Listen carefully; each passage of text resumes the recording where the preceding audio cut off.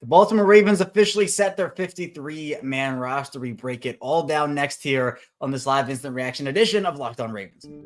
You are Locked On Ravens, your daily Baltimore Ravens podcast, part of the Locked On Podcast Network, your team every day.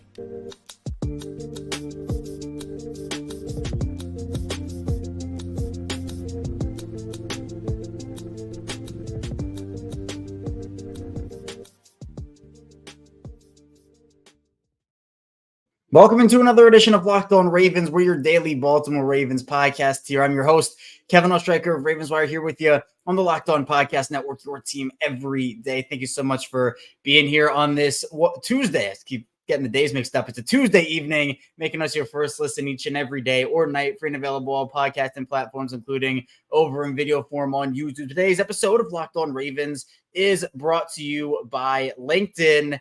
And LinkedIn Jobs will find the qualified candidates you want to talk to fast to post your job for free at linkedin.com/LockedOnNFL. LinkedIn.com/LockedOnNFL to post your job for free. Terms and conditions apply. And we're back here. It was a wild time to actually get the Ravens to release this. I don't know what the holdup was with this whole situation. Obviously, the deadline for the rosters to come out or for them to make their decision is 4 p.m. Eastern. We don't get the Ravens roster until right before 8 Eastern. So I don't know what the holdup was. I think the Ravens, the Buccaneers, and the Raiders and the Broncos were the four teams that took a really long time to release their roster, but we're going to be breaking it all down. At least we have it now, right? So we'll be breaking it all down here on this live edition. And if you're here with me on this Tuesday night, thank you for tuning in and making me a part of it. You can, again, subscribe here on YouTube, follow Logan Audio Form for 5-day-a-week Ravens content. We also go live after big news, so I would classify this as pretty big news, and also after every Ravens game as well. And so for the Ravens, I don't think too many people were expecting a lot when it came to surprises with this roster. I think there maybe were one or two unexpected, either guys staying or even cuts at this point. So quickly, we will read off. First, we'll read off the cuts for Baltimore. Then I'll actually get into who made the roster. We'll just read down 1 through 53, quarterbacks, running backs, whatnot. So for the Ravens, the players that they ended up getting rid of, they waived no recall wide receiver Tyke Black, quarterback Anthony Brown, guard Tykeem Doss, defensive back Tay Hayes, defensive back Caillou Kelly, defensive back Jeremy Lucien, guard Tashawn Manning. Tight end is what the Ravens classified him as Ben Mason, linebacker Jeremiah Moon, defensive tackle Rashad Nichols, wide receiver James Prochet, linebacker Josh Ross, wide receiver Sean Ryan, tackle Jalen Thomas, tight end Travis Vokalek, linebacker Kristen Welch, and running back Owen Wright. And if you remember, the Ravens made a couple of moves on Monday too, so Dante Demas and those guys aren't on this list. They terminated some vested veterans as well. Defensive lineman Angelo Blackson, running back Melvin Gordon, quarterback Josh Johnson, center Sam Mustipher, defensive back Yvonne Seymour, tackle David Sharp, wide receiver Laquan Treadwell, defensive end Brent Urban, and defensive back Daryl Worley. And then you have three guys going on the non-football injury list, the reserve there: Tyus Bowser, Nick Moore, and Andrew Voorhees. So in terms of who actually made the roster for the Ravens, Josh Rebick at The Athletic actually outlined that they kept 25 guys on offense and 25 guys on defense, which is kind of crazy. So 2 quarterbacks, Lamar Jackson and Tyler Huntley. You got 4 running backs and J.K. Dobbins, Gus Edwards, Justice Hill, and Keaton Mitchell. 6 wide receivers. We all predicted this one: Odell Beckham Jr., Zay Flowers, Rashad Bateman, Devin Duvernay, Nelson Aguilar, and Tylan Wallace. In terms of the tight ends, and we'll throw Patrick Ricard in there because Jeff did it too: Mark Andrews, Isaiah Lakely, Charlie Kohler, Patrick Ricard. Offensive linemen, they keep 9: Ronnie Stanley, John Simpson, Tyler Linderbaum, Kevin Zeitler, Morgan Moses, Daniel Faalele, Patrick McCary, Salah, and Ben Cleveland. Defensively, they got 5 outside linebackers: David Ajabo, Odafe Owe, Jadeveon Clowney, Tavis Robinson, and Malik Ham, who's a good feel-good story. Inside linebackers, it ended up being 5 in Roquan Smith, Patrick Queen, Malik Harrison, Trenton Simpson, and Delshawn Phillips. Interior defensive linemen, it was actually 4: Justin Madubuike, Michael Pierce, Patrick Washington, and Travis Jones. Corners, they kept how many? 1, 2, 3, 4, 5, 6, 7. They kept 8 guys: Marlon Humphrey, Rock Yassin, Ronald Darby, Jalen Armour Davis, Pepe Williams, Brandon Stevens, Ardarius Washington, Arthur Millette. And that depends how you classify Brandon Stevens, whether corner or safety. Safeties, well, since we're classifying Stevens as a corner, it was 3 safeties: Kyle Hamilton, Marcus Williams, and Geno Stone. And then 3 specialists: Justin Tucker, Tyler Ott, Jordan Stout. No surprise on the specialists over there. So I wouldn't say a ton of surprises there overall. I would say probably the one I wasn't expecting was Caillou Kelly. The Ravens, and I've talked about this before, in the Eric DeCosta era versus the Ozzie Newsome era, Obviously, they've worked together for a very long time, but there are a couple of differences in how I think they run the show. Obviously, Ozzie ran it for a really long time, did a really good job. Eric DeCosta now in charge. One of the key differences between Ozzie Newsome and Eric DeCosta was it felt like Ozzie Newsome gave a lot more leash, a lot more of a runway for their rookie guys, where it was very rare to see the Ravens move on from a rookie, especially one that they drafted. Obviously, the undrafted guys are a different story, but a player that they drafted in that draft, it was super rare for the Ravens to move on from that guy, even in 2 seasons under Ozzie Newsome. With Eric DeCosta, he is a lot more of the, hey, look, if it didn't work, if it was a mistake, we want to get ahead of it now. And that's what the Eric DeCosta formula is, where we've seen it happen. I mean, he traded away Sean Wade a couple years ago after drafting him just a couple months earlier. We've seen them move on from guys like Ben Mason. And this is not Eric DeCosta's first time moving on from a guy that he drafted before the season starts. Now, hopefully, Kyle Kelly can make it back to the practice squad. I would have probably rather kept him over Arthur Millette, and we'll talk about that a little more in the second part of the show, and we talk about if they made any mistakes, so be sure to stay tuned. But I think that was the one that was the most shocking out of everything, but the Ravens didn't necessarily have too many of those moves overall where I was saying, wow, was not expecting that one. I think for the most part, like for the guys who I had on my roster, Josh Johnson getting released, I assume he's going to be back. That's kind of the early indication, is that Josh Johnson and Brent Urban and Kevon Seymour are going to be back, but we'll see. I know that for the Ravens, those guys are vested veterans, so they don't have to pass through waivers, which means that with the young guys, like if they wanted to keep a guy like Travis Vokalek on their practice squad, he has to pass through waivers first, and we don't know if he's going to get through there, right? But for the vested veterans, the Ravens can say, hey, for example, Brent Urban, hey, Brent, we're going to bring you back. We need to release you first for the roster manipulation. And this is actually the second time in a row this has happened to Brent Urban, but it's fine. I think the Ravens have a really solid group of guys on their roster right now. And again, not too many that are pure surprises. I did not have Ben Cleveland on my final roster. I had the Ravens going with 8 offensive linemen. And I think the trade-off was I had Urban there, and I kept Kevon Seymour instead of releasing him. So I think I was like, I don't know, 49 or 48 or maybe 50 at 53. I did not get it perfectly, I'll tell you that. But the Tyus Bowser move was, to me, sadly expected. Hopefully he's able to get back soon, but I don't know when that will be.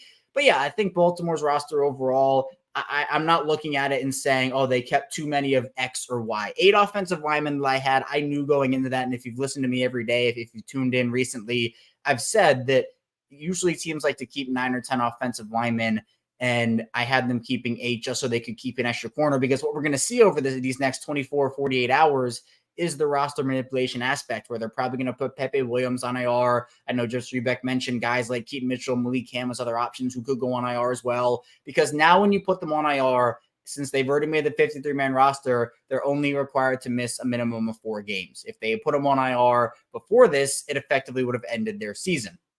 So that's a big part of why they had to keep Pepe, even though we know he's probably going to be out until around October. Let's check in the comments real quick here. We have Nico saying Kevin, and then Critty John saying we here. Nico saying Prochet is gone. We are free.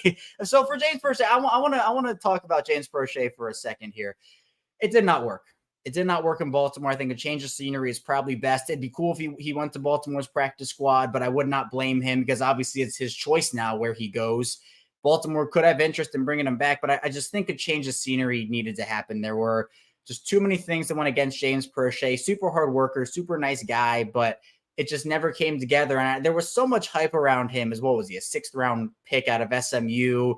3 years, never really got an opportunity, didn't really make the most of the opportunities he did get. And so to me, this just needed to happen. Tylan Wallace thoroughly outplayed him in the preseason. He didn't really make a ton of noise in training camp. So Prochet is somebody that I think he's had one of the more, I don't even know how to describe it. He had so much hype around him. He was one of the more hyped up late round draft picks the Ravens have had. And I think that added to the disappointment is what I'm trying to say. Nico also saying Kelly was a little shocking. I agree. Yeah, I think I wouldn't have expected the Ravens to move on, especially because I think in Kelly's case, the Washington game was tough. It was really tough for him, but he recovered really well.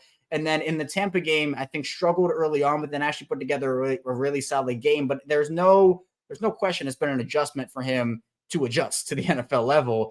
So maybe Baltimore's just hoping he can pass through waivers. I would go into this not expecting him to, but I'd be very pleasantly surprised if he did. but we'll see. Cruddy John saying, damn, Russ and Welch gone. Yeah, those two guys to me weren't ever going to make the roster, especially with Delshon Phillips playing the way he did. It was something where I thought it was, if they're going to keep 5 inside linebackers, it's Phillips all the way, but they could keep 4. And that's another thing. I did have Delshon Phillips off my roster. I had them keeping 4 inside linebackers just for, again, roster manipulation. But I think for me, I would anticipate at least one of those guys back on the practice squad. I know John Harbaugh likes Kristen Welch a lot. Would not be shocked if he was back. Josh Ross also had a really solid year last year. Didn't really pop too much in this preseason, but still, it's practice squad. It depends how much you want to keep at every position, but I wouldn't be mad if those two are back. Alyssa saying bonus episode. I appreciate you tuning in, Alyssa. Thank you for all your support. Nico saying, Mitchell, let's go, man. That boy is elusive. Yeah, the skill set the Ravens don't have at that position. We'll see what his future is in terms of IR or not and what that shoulder injury actually is, but we'll see what happens with Mitchell because I really like his potential in this Baltimore offense. If Dobbins and Edwards and Hill are healthy, he is definitely the 4th man. Maybe he splits 3rd running back duties. Because I think for him, he's that guy that can cut around. For him, he gets around the edge, and for him, he goes to the edge a lot. He doesn't necessarily have a ton of moves inside yet. I mean, if there's a hole, he can obviously just burst right through. But for Mitchell, if you need a guy to get around the edge quickly and kind of beat some of those speed inside linebackers, speed safeties who are up in the box, he can do that for you. So I'm really excited about that. Travis Jones, Cruddy John says, yeah, Travis Jones is always making the roster. He was always making it. So I'm glad he's there. And then Dylan Wilkinson saying they must really like Millette because he was hurt for most of training camp. Yeah, so Dylan's point, I'm actually going to lead off the second segment with because Dylan makes a good point. We're going to talk about if the Ravens made any mistakes in the second part of the show. So be sure to stay tuned. We still have a lot to get to roster-wise on this instant reaction episode here on Locked On Ravens. But first, this episode is brought to you by LinkedIn Jobs. And these days, every new potential hire can feel like a high-stakes wager for your small business. You always want to be 100% certain you have access to the best qualified candidates available. That's why I have to check out LinkedIn Jobs. LinkedIn Jobs is find the right people for your team faster and for free. And for me, there have been plenty of positive experiences I've had over on LinkedIn. And it's really easy to create a free job post over there on LinkedIn Jobs. All you have to do is add your job in that purple hashtag hiring frame to your LinkedIn profile to spread the word that you're hiring. They have simple tools you can use like screening questions to make it easy to focus on candidates with just the right skills and experience. You can quickly prioritize who you'd like to interview and who you'd like to hire. And it's really important to start and end every single year strong. And the right team member could really help you do that. That's why small business rate LinkedIn Jobs number 1 delivering quality hires versus leading competitors. LinkedIn Jobs to find the qualified candidates you want to talk to fast about your job for free at linkedin.com/LockedOnNFL. That's linkedin.com/LockedOnNFL to post your job for free. Terms and conditions apply. We're back. Our second segment of this instant reaction Tuesday night episode of Locked On Ravens. Kevin Oestreicher still here with you. I appreciate everybody who is tuning in with me here. As again, we go live after every big event. And I would say finalizing a roster is a pretty big event. Also after every preseason, regular season, playoff, Super Bowl, any Ravens game, we're going to be live here after the fact. And I know it's a little later. The live stream's a little later than I anticipated. Obviously, I expected the Ravens to not take almost 4 hours to release their predictions. I don't know, or predictions, to release their actual roster over the course of those 4 hours. I think we got cuts one by one by one. And I was predicting kind of, oh yeah, well, with all the information we know, I was trying to piece it together like a puzzle almost. But we finally got it right about 8 p.m. Eastern time, a little earlier than that. The Ravens were one of the last teams to release it. I don't know what was going on. I'm now 57 years old, 30 plus years later. So that's where we are. But let's keep talking about this Ravens roster. And I want to resume. Dylan Wilkinson made the point. It was a good point by Dylan that the Ravens must really like Arthur Millette because he was hurt for most of training camp. And it's a good point because I never saw Arthur Millette making this roster because of the injury that he suffered, and we didn't really get to see him over the course of the preseason. I think Baltimore wanted a veteran. They wanted a veteran slot option. Millette can play that, and if the Ravens didn't keep Arthur Millette on their roster, you're essentially saying that Ardarius Washington is going to be your starting slot, which I would have been fine with, by the way. But I think that's what you're saying, and I think Baltimore just wanted a veteran slot option. Now, in our final segment, we'll talk a bit about some of the players that were actually released. And I think Bradley Roby could make some sense for them, but we'll talk about that. But Millette brings them veteran slot experience. Now, I don't know how good he is at this point in his career. The signing when he was signed reminded me of the Alejandro Villanueva signing because Steelers fans, if you remember when Villanueva was signed, they said, oh, this is the best day ever. TJ Watt going up against Villanueva. And, Ravens fans were like, oh, wait, hold on. We don't really know a lot about this guy. And obviously Steelers fans were correct in that aspect. Well, when Millette got signed, it was this guy's toast. This guy gets burned all the time. So I'm not going to base everything off of what Steelers fans say, obviously, but I would hope that Millette can maybe resurrect his career in Baltimore. And the reason the Ravens kept him over Kyu Kelly is because of the fact that they wanted a veteran option in the slot because they just didn't have one at that point, which if you're talking about did the Ravens make any mistakes, I would say that was one. I would say I would have kept Kyu Kelly and the potential that he had. He was a 4-year guy at Stanford. And some of these, like some rookies a lot of rookies actually need adjustment time. It's not like they can go in there. It's not like everybody can be this year one stud, especially some of these late rounders. Now, yes, I will admit I was expecting a little more from Kyu Kelly than we actually saw, but cutting a 5th round pick, I think there were probably some teams that probably liked him in the draft that would have maybe spent a 6th or a 7th on him. And I think that maybe he's a guy that gets claimed on waivers. And I think a lot of people will be upset if that happens because I think you're losing out on that potential for a guy in Arthur Millette who is, if Arthur Millette was more, if we knew what he could do, if we knew that he was going to be a really solid player and he was someone that the Ravens needed to have on their roster and there was no other option, then I would understand it a little more.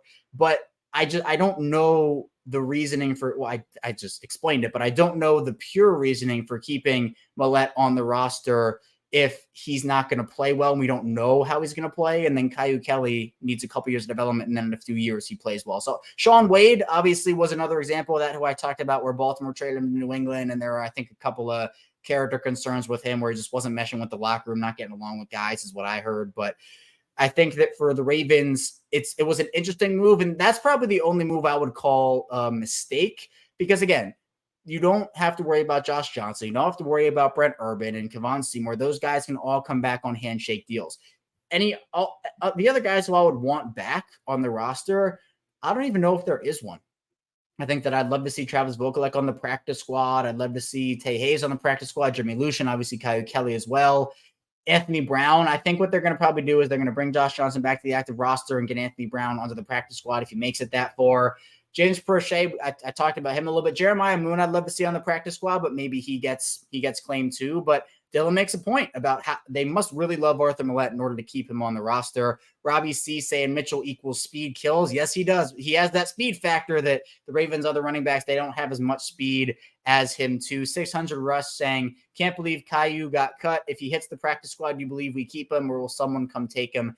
If I had to predict, and I don't know what will happen, but if I had to predict, I'll predict he gets claimed. I would be, but the same thing happened with Darius Washington last year. And I know it's a little different when it's a second year undrafted guy versus a first year, 5th round guy, but Ardarius made it through. I know everybody when Ardarius Washington was cut last year, myself included, said there's no way he makes it to the practice squad. Someone's going to claim him. And then no one did. And look where we are now. He's established himself and I think can play a role for them this season. If I had to predict, if I had to give an answer, I would say that he probably gets claimed off of waivers. But if they can sneak him through to the practice squad, that'd be awesome. But if you remember last year, the Ravens surprisingly cut Tyree Phillips with the intention of bringing him back to the practice squad. And obviously the Giants claimed him and that was that. And if the Ravens want to bring him back, they can because he just got cut by the Giants.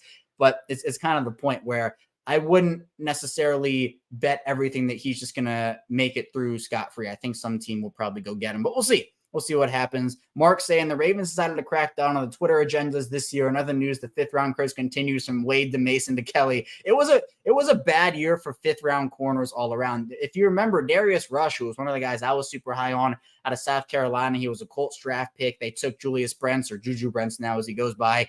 Darius Rush was a 5th round Colts rookie, got cut too. So it wasn't just the Ravens who were making these corner 5th round rookie cuts.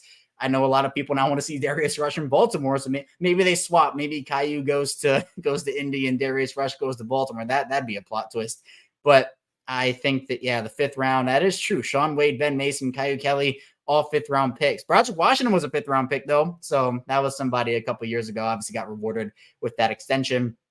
Nico asking, are we only carrying 3 edge rushers on game day?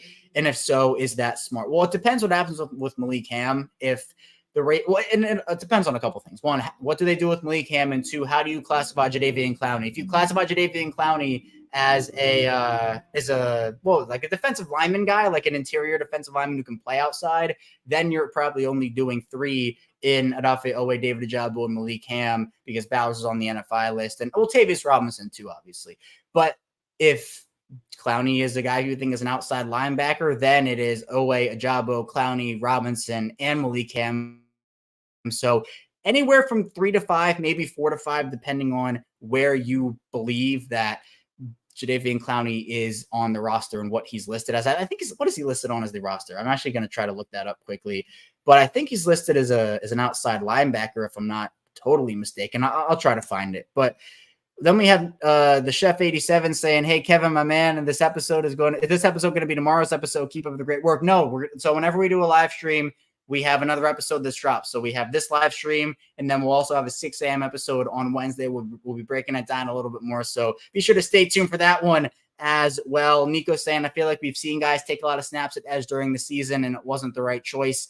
I mean, yeah, the Ravens have tried to, I think, get the versatility right for their roster, where they tried like guys like Malik Harrison at edge. Maybe they'd try Trenton Simpson at edge this year. They try to be very versatile with their guys and moving guys both inside and outside. And I think what they do is, for some players, not all, because I think the versatility is good, but for some players, I do think that the Ravens might move them around too much. Brandon Stevens is an example of that for me, where they've moved him from corner to safety to corner to safety to corner to safety, and it's too much. So I see what you're saying, Nico. I understand. And he clarifies saying when it was Houston and Owe.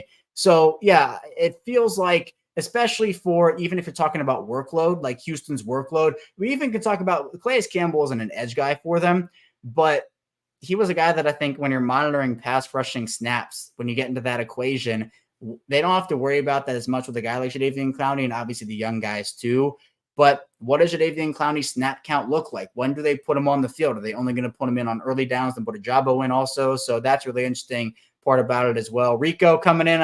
What's up, Rico? Saying, "Show some love to Khaki Kevin. Smash that like button." I appreciate you using the nickname too. And I know you've been listening to the ads then, because Khaki Kev is one of my nicknames. So Rico knows what's up with it. Mark saying Malik Ham over under 15 sacks. Oh, over. Slam the over. No, he's going to be a guy that either goes on IR, game day inactive, but the feel-good story is there because he earned it, right? He was a guy that was an undrafted player and showed out in training camp, was one of the Ravens standouts there. The preseason, he was pretty consistent overall.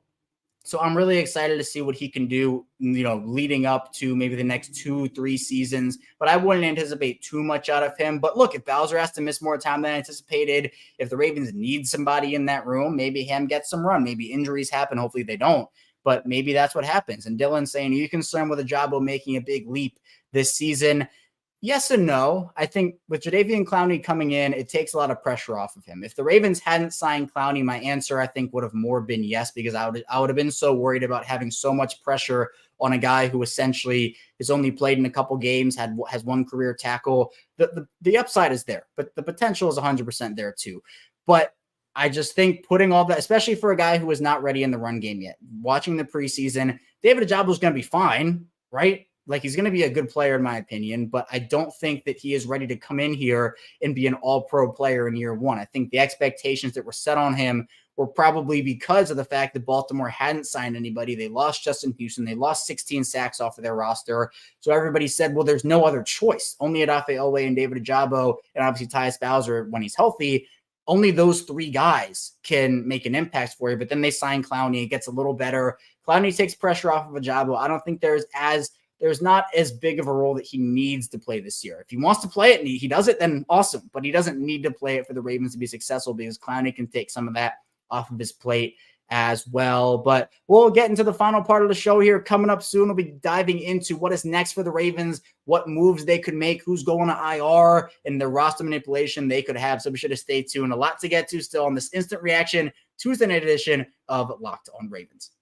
We're back. Our final segment of Locked On Ravens Instant Reaction Edition. Kevin Oestreicher still rocking with you here on this Tuesday evening. Thank you so much for being here as we get close to the regular season. We keep checking off boxes, and we did that with the Ravens releasing their final 53-man roster. Be sure to subscribe on YouTube, follow along in audio form here. 5 days a week here, Ravens content, sometimes more. We'll do more shows when the Ravens have big news, and obviously we do instant reaction post-game episodes. So be sure to tune into these live ones. You can turn notifications on so you know when we go live, when new episodes come out. In an audio form, the live shows are always after the fact on there too. But let's talk about what's next to the Ravens. Nico's saying we're going to miss Bowser's versatility for the time he's gone. And that's part of it. What's next for the Ravens? What's next for Tyus Bowser? How long does he have to miss? Obviously, he's on the NFI list, has to miss the first few weeks of the season. I don't know when he's going to be back. It's obviously the agitated knee situation. It's not, I don't think it's related to the Achilles, maybe overcompensation. I don't know if it's the knee that the Achilles is on or not. I haven't checked. But if Bowser has to miss the first half of the season, the versatility Nico's saying the Ravens are going to miss is real, because we know what he can do as a coverage linebacker. He's actually come on as a pass rusher very nicely over the course of these last couple of seasons. He and Tim Williams were draft picks in the same draft class. Tyus Bowser, second round, what was it, 2017? Tyus Bowser, second round, and Tim Williams, third round. They both struggled early on. People may not remember. Tyus Bowser and Tim Williams both really struggled early on their first couple of seasons. Their third year, that 2019 season, I had said that, look, both those guys are going to have to show something, or else something might happen. They might get let go. Tyus Bowser showed flashes, Tim Williams did not. But what Bowser started to show in that time was a do-it-all mindset. You know, he can rush the passer. He can drop back in coverage, a good tackler, very solid, smart guy. Like, he can do everything for them. So that is a loss. Now, Kleinan coming in he can have that veteran leadership. I know there have been some worries about can Clowney actually lead because of some of the stuff that's happened over the course of his recent career, especially in Cleveland. But I'm excited to see what Ajabo and Owe can do this season, but they're going to miss Bowser until he gets back. Hopefully he's able to come back soon. But other players, I've mentioned it kind of sparingly over the course of this episode, what I expect the Ravens to do next. There are going to be some guys that get put on IR. There are going to be some guys that come back. I expect Pepe Williams to definitely be back on, maybe like October, November, but for now he gets put on IR because he misses more than 4 weeks, in my opinion. That's fine. I don't know what they're going to do, because apparently what the early reports are is that Josh Johnson, Devon Seymour, and Brent Urban will all be back. So that essentially means you have to move 3 guys to IR from your roster right now. Malik Ham could be one of those guys. Keaton Mitchell could be one of those guys. I don't think Delshon Phillips is going to be one of those guys. So I think it might be those two, because Keaton Mitchell, we know, is dealing with the shoulder injury. Do they put him on IR? Because I think what the Ravens' mindset here was, and if they put Mitchell on IR, I think what I'm saying might be true, is that they might think that Mitchell would not have passed through waivers, so they had to keep him on their roster. But they can put him on IR with the shoulder issue and either keep him out for the whole season or just until he's actually ready to be back. We have seen plenty of stash situations. But I feel like if the Ravens were going to keep him out the full season, they would have put him on IR before to open up the other roster spot, because it would have just ended the season regardless. So I think for the early part of the season, Keaton Mitchell could go on IR, and that could be it, because I just don't see anybody else outside of Pepe, unless they really don't feel like Marlon's going to be ready in 4 weeks, that could go on IR. I mean, do they put Tavius Robinson on IR? I mean, does Salah go on there? I don't really know who else would be in that conversation. I think they need as much offensive line depth as they can. So maybe Millette goes on there. I don't know, but I think Pepe Williams is a definite bet. And then maybe we'll see the 2 undrafted guys go on there as well. Dylan asking, do you think the Ravens are content with our corner room, or do you think they'll pursue someone such as Desmond King? Dylan's hitting all the points tonight. He's talking about all the things I'm going to talk about before I talk about him. So yes, the Ravens corner room is interesting. My answer, if Millette wasn't on the roster and it was Caillou Kelly, would have been they're probably content. They're going to bring back Kevon Seymour, and that's that. But I think the Ravens should actively be looking for an upgrade over Arthur Millette. There is a chance Millette comes in and plays really well for him. I'm not saying there's not. I'm not trying to write him off right now. But I think Desmond King, who the Ravens have been linked to it feels like the Ravens are linked to guys time and time and time. Like, it's over and over and over that the Ravens are linked to guys. So for Jadeveon Clowney, who could possibly be a guy that, they could have gotten 4 years ago, 2 years ago, they get him. DeAndre Hopkins has been linked to the Ravens over and over again. Antonio Brown, that whole saga happened for years. Julio Jones, we talked about Julio Jones on this show for probably an upwards of 3 years. So with Desmond King, he was linked to the Ravens, I think, a couple of seasons ago. I think it was during the trade deadline when the Chargers traded him to the Titans, if I'm not mistaken. Then he lashed on with the Texans. There were some rumblings then. He ends up getting cut. He's a very versatile player, can play slot corner, can play safety as well. Bradley Roby is another guy. I think he could be an option for them. There are a couple other players that I think could be an upgrade over Arthur Millette, and obviously they can make a trade. They can do that, and if they want to stick with their roster for now, they could.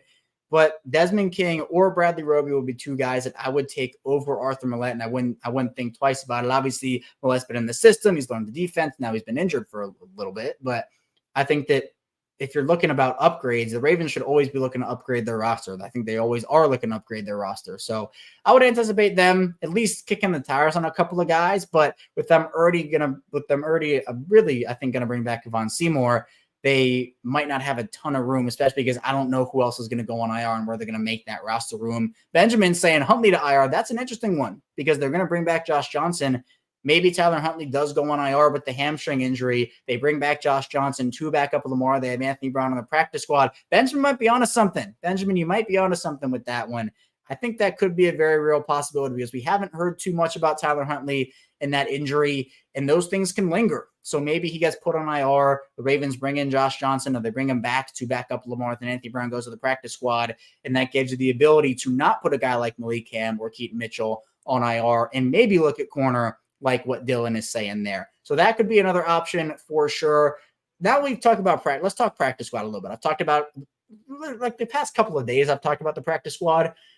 And I think that the Ravens have the opportunity to make one of the better practice squad units, if not the best practice squad unit in the entire NFL. Guys who I would anticipate the Ravens have interest in the practice squad. I know there are going to be a couple other guys, but Anthony Brown is one. I think Melvin Gordon is another who could make the practice squad. And that was always the answer. They should have kept him, or they should have kept Keaton Mitchell over Melvin Gordon, And they did. So I'm very relieved they did that. Ben Mason, I think, is the perfect Patrick Ricard insurance policy. I think a guy like James Prochet is definitely one. But again, I think he probably seeks out a new opportunity. I would not expect him back. Laquan Treadwell, it's already been reported he plans to sign with Baltimore's practice squad tomorrow, so expect him to be there. Dante Demas, Sean Ryan could also be practice squad bound. If Travis Vokalek makes it through waivers, I think he is practice squad bound. We've talked about guys like Angelo Blackson who could come back. Sam Mustipher also, I think, is a solid option. The thing with Cleveland versus Mustipher, and I forget who made this point, I'm trying to remember. I can't remember who, but whoever made it said that with Sam Mustipher, he's a vested veteran. Ben Cleveland is not. So Ben Cleveland would have had to go through waivers, and I think he probably would have been claimed being a third-round guy a couple years ago, despite all the discourse about him in Baltimore. So keeping Cleveland over Mustipher pretty much ensures that if there was a handshake deal to say, yeah, you can come to the practice squad, that happens, whereas Ben Cleveland, you would have kind of had to kind of sweat it out a little bit and hope he makes it back. Obviously, I think David Sharp's another option that they want to have back on the practice squad. I think that'd be really solid as well. Defensively, I think Rashad Nichols, and I talked about Angelo Blackson. Those two could be options. Linebacker-wise, Kristen Welch and Josh Ross, both guys. Jeremiah Moon is an outside linebacker, I think could be a guy. Jeremy Lucien, Tay Hayes, both players that I really like for them as well. And Darryl Worley, I would not be shocked if he's back on the practice squad as well. So it's a nice balance. With practice squads, I always like to have balance on the practice squads. So to me, I think that overall, there are probably going to be it's a 16-player practice squad. So probably 10 or 12 players, maybe even 14 who are Ravens players. So maybe in that 10 to 13 sweet spot is where I think that'll be how many Ravens players come back. And then they might add 2 or 3 or 4 other guys from the practice squad, from other guys who just got cut. So that to me, I think would be what happens there.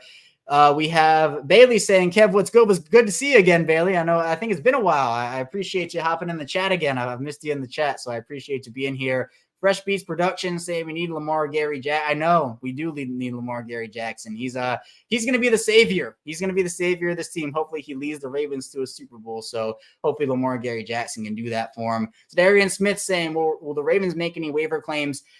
I don't know. I think it'd be tough for them to do it because they already are so tight on roster space. They already reportedly plan on bringing back 3 guys in Josh Johnson, Brent Urban, and Kevon Seymour. So then they have to be able to kind of figure out, well, can they cut another guy to bring in a waiver? I think there are some options, but I don't necessarily think there's enough roster space for them to do that with them already bringing back 3 guys and having to move 3 players over to IR. So maybe they get creative. Maybe they move Huntley, Pepe Williams, Keaton Mitchell and Malik Ham over, and then they can add somebody off of waivers. Because I think the Ravens claimed Delshon Phillips off of waivers last year from the Jets, and no one was expecting that. So maybe that's what the Ravens do, because I think they always are looking for those back-end players who can play special teams. There are a lot of those guys who just got cut, and there are some surprises there, such as Delshon Phillips. So it is possible that it does happen.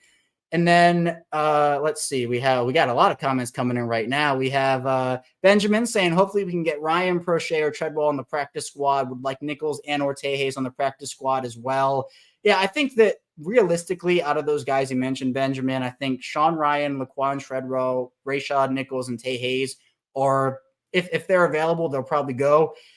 James Prochet would be awesome. Like, I think it's a 7th wide receiver on the Ravens practice squad. That's a great thing to have. But I don't know that he's going to want to come back. I think he might want a clean slate and just a different opportunity, which I would not blame him for, but we'll see. Alyssa saying Lamar Gary Jackson is getting us a ring. Hopefully he does. I will pray to heaven that he does, that he gets us a ring there. Tony Fazio saying Moon on the practice squad, please. Yeah, I hope he's able to get on there. Maybe a team puts in a claim for him. I wouldn't think that a team would claim Jeremiah Moon, but we'll see.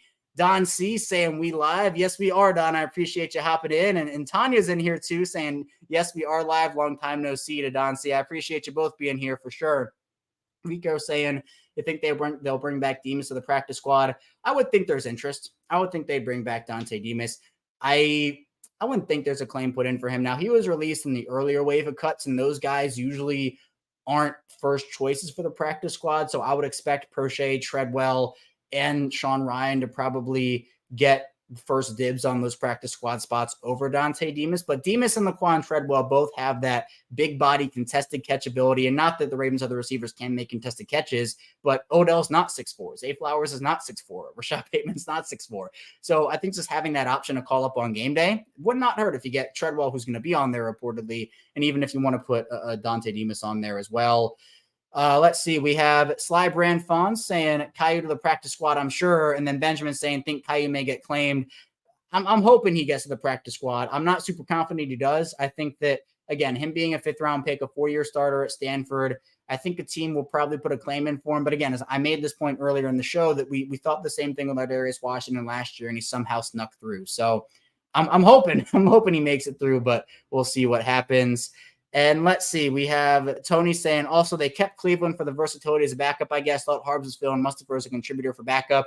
Ben Cleveland, I think, actually, and it's not a popular opinion, I think, for the discourse, but I think Ben Cleveland actually was not terrible in the preseason. The one rep against Jalen Carter was really bad, but he showed his versatility as a tackle option. And if the Ravens can get Mustipher back on the practice squad, again, since he's a vested veteran and not a guy who has to go through waivers, you can still call him up. And then even if the Ravens use all their game day call-ups on him, there might be a spot for an active roster. There's an active roster spot that could be there as well. Tony saying Cleveland traded the Colts to the Eagles. I don't think so. I mean, maybe it happens, but I wouldn't think so overall. The Sly Brand saying Demas needs to be added to the practice squad too. I would like it. I would like it if he was. I think, again, the guys in today's wave of cuts will have first dibs over yesterday's cuts, but I would hope that they're able to get a guy like Demas showed out, averaged over 40 yards a catch in that last preseason game. Tanya asking, will the Ravens get a pass rusher or another corner? EDC always makes a trade. What do you think? I think corner would be the one that they would. Again, if Arthur Millette wasn't on the roster, I would probably say they would wait till the trade deadline. I do think there are opportunities, though, for the Ravens to upgrade at corner with a Desmond King, with a Bradley Roby. There are a couple other players, even like a Darius Rush, who is kind of like the Caillou Kelly of the Colts, who was a 5th-round rookie this year, got released. So maybe he makes it to the practice squad for the Ravens. I don't know. But I think that they could look to upgrade at corner. But if we don't see anything now, I think they're still going to be active at the trade deadline and try to make a move there as well. Aaron Butler hopping in saying Baltimore Ravens 2023 defense will be dominant and suffocating. Yeah, I hope so. They're going to need it, especially with the offense. They're going to be able to score points. The offense is going to score points this year, and I think that'll take pressure off the defense. The best defense is a good offense, and the best offense is a good defense. So those two playing off of each other as well. Benjamin asking, anyone you guys could see getting traded from our team right now? I guess Cleveland would be the answer to that. I guess it would be Cleveland, but then you could bring back a Mustipher, and that would be that. Sidarian saying time to get Clowney on a 24. Oh man, please. I'm with you, Sidarian. I hope it ends like tomorrow. Like, please get him out of that as fast as possible. Boise saying, I think the Ravens sign a cornerback Roby next? Yeah, I hope it is Roby. I'm a big Roby guy. I know the production has kind of fallen off over the past couple of seasons. I think there might be a couple of injuries in there too, but I think he's better than Millette and could actually start for them in the slot if they needed him to. So that could be something as well. And Slybrand saying, I want the Ravens to add Greedy Williams. I think Greedy's a little I would like Greedy too, but I think he's a little redundant to what the Ravens have right now. I think he's purely he's someone that I think could be an upside play, but I don't know if the Ravens have room for an upside play right now overall. And I think Greedy is still out there, Don. I think that he hasn't, if I'm not mistaken, I think he's still out there and he hasn't been signed yet. But so Baltimore's roster officially set. It took a while, but we finally got here. But that's all I have here today on this live edition of Locked On Ravens. I appreciate you tuning in here and making me a part of your Tuesday evening. Be sure to like and subscribe on YouTube. Follow along in audio form as well. And, of course, we'll be back here tomorrow, 6 a.m. Eastern time, breaking this roster down even more. So be sure to stay tuned. I'll see you right back here tomorrow on another episode of Locked On Ravens.